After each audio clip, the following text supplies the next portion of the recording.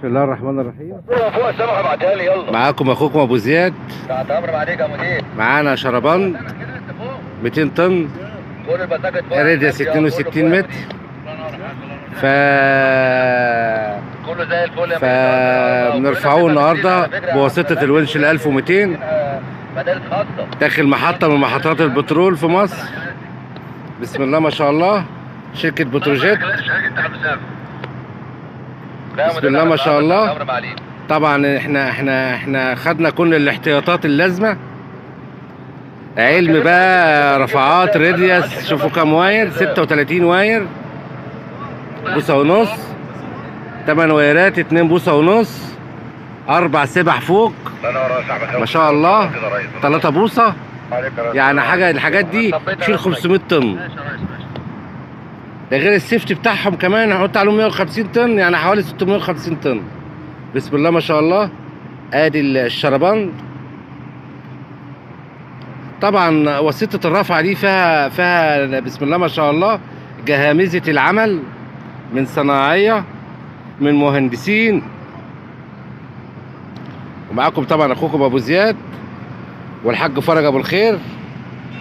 حاج فرج ابو الخير من المشرفين العتاولة ما شاء الله ما شاء الله ما شاء الله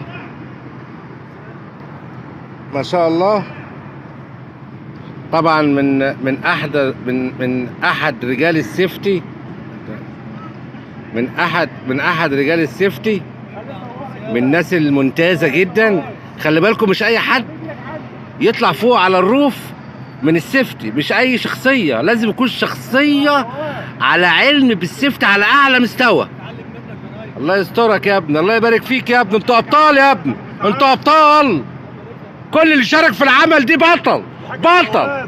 الحاج عبد الجواد، الحاج عبد الجواد من علماء الرفعات، من اشطر البحريه على مستوى جمهوريه مصر العربيه. الحاج عبد الجواد ابو اسماعيل طبعا. بس احنا رجالتك راس تحت امرك. دي الحاج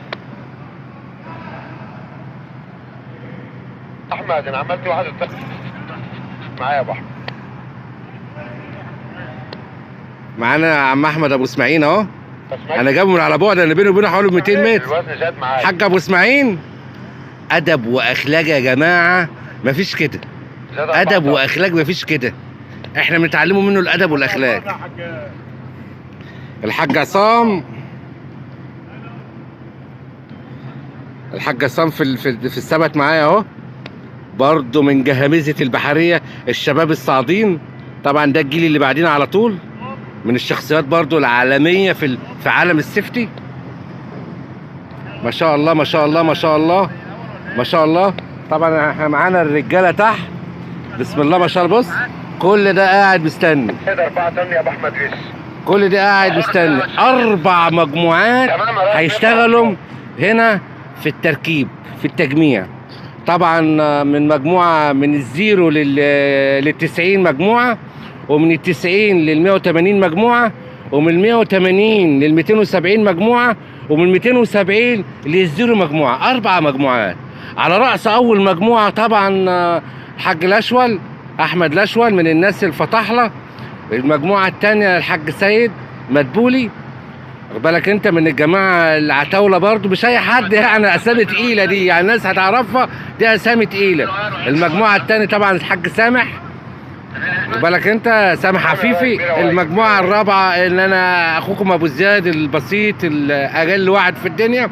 المجموعه الرابعه تمام. احنا 4 مجموعات، وكل مجموعه عليها اللي هو المشرف، اللي الاسماء اللي انا قلتها دي.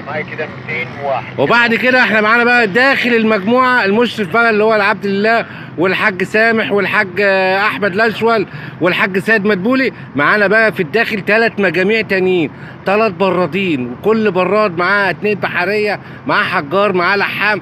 يعني الموضوع ماشي، يعني منظومه كده ماشي، نظام. احنا الحمد لله رب العالمين، احنا رفعنا كده، وصلنا 50% من الرفعه من التانك. ثابت على 200 يا ابو احمد، ثابت على 200. طبعا الحمد لله رب العالمين، دي حاجه عظيمه عندنا في الشركه. النهارده احنا عندنا عيد. حاضر يا ريس، حاضر. طبعا اللي قائم على العمل واداره العمل كلها طبعا الباشمهندس هاني عاشور تحت اشرافه. طبعا عالم السيفتي طبعا الباشمهندس محمد.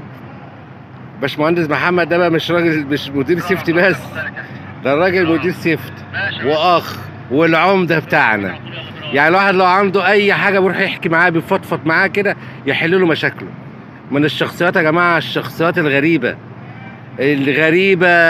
يعني احنا كده زي المغناطيس كده، احنا كلنا بنحبه بطريقه عجيبه. المهندس محمد. وطبعا احنا هنا طبعا مشرف التانك كاداره، مدير التانك طبعا المهندس سمير محفوظ. مهندس سمير محفوظ ده علامه برضو من بتروجيت، ده هو المشرف عن مجموعه التانكات داخل المحطه هنا. لا انا كده على اخر يا ابو احمد. تمام.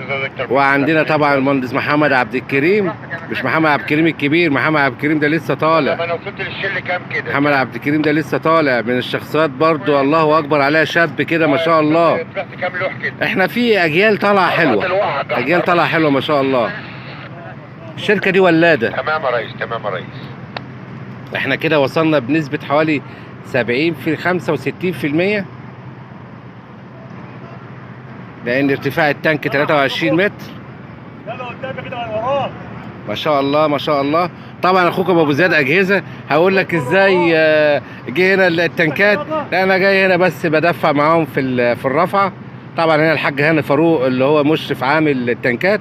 الحاج هاني فاروق ما شاء الله علامه بصمه كبيره جدا في عالم التانكات، زي الحاج مرسي، زي الحاج وحيد رفعت. يعني عشان بس ما ننساش حد، الناس دي هم اللي بيرفعوا التانكات في مصر، هم اشطر ناس في الوطن العربي كمان، ده مش في مصر بس، ده في الوطن العربي. الحاج ماكس، اشرف ماكس، الحاج محمود مهدي. بس الصف الاول اللي بكلمكم عنده الصف الاول، دول عمالقه مصر وبره مصر. طبعا احنا بنشتغل مع مكاتب فنيه كبيره، مكاتب فن عالمي، ايطالي، الماني، اوروبي، مثلا امريكي، انجليزي، حسب العميل اللي احنا بنتعاملوا معاه. مفيش عميل من العملاء ده الا الحمد لله رب العالمين شكر في الفنيين المصريين وبالاخص بتوع بتروجيت. الحاج مرسي عبعال طبعا سابنا وبقى هو المسؤول عن الشيكات. شخصيه الله اكبر، كتاب يدرس والله العظيم، يدرس اقسم بالله يا مرسي عبد العال. يتعمل له كتب، هو وهاني فاروق ووحيد رفعت، الثلاثه دول بالاخص اقسم بالله يتعمل لهم كتب وتتدرس في كليه الهندسه، لان الناس دي علم في المجال بتاعها. ابو زياد فوق يا حاج سامح. ابو زياد فوق معايا يا ريس. ابو زياد معايا فوق يا مدير، معايا. امورنا يا ريس. ابو زياد معاك يا ريس.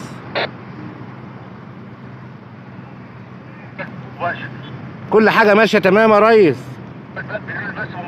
البث المباشر يا ريس شغال يا ريس.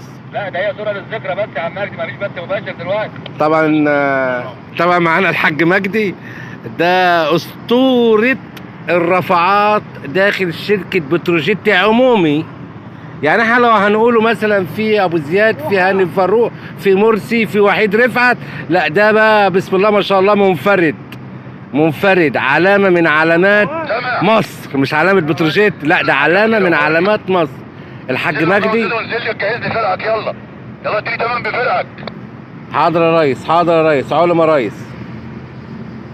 انا بقى هنضطر بقى خلاص، احنا وصلنا كده بنسبة الحمد لله رب العالمين، بنسبة حوالي 85%. انا كده هنقفل البث، لان كده هنجهز المجموجميع اللي هتطلع فوق. يومكم سعيد وفي رعاية الله. معاكم اخوكم ابو زياد، علامة جديدة في شركة من شركات البترول في مصر، في رعاية الله.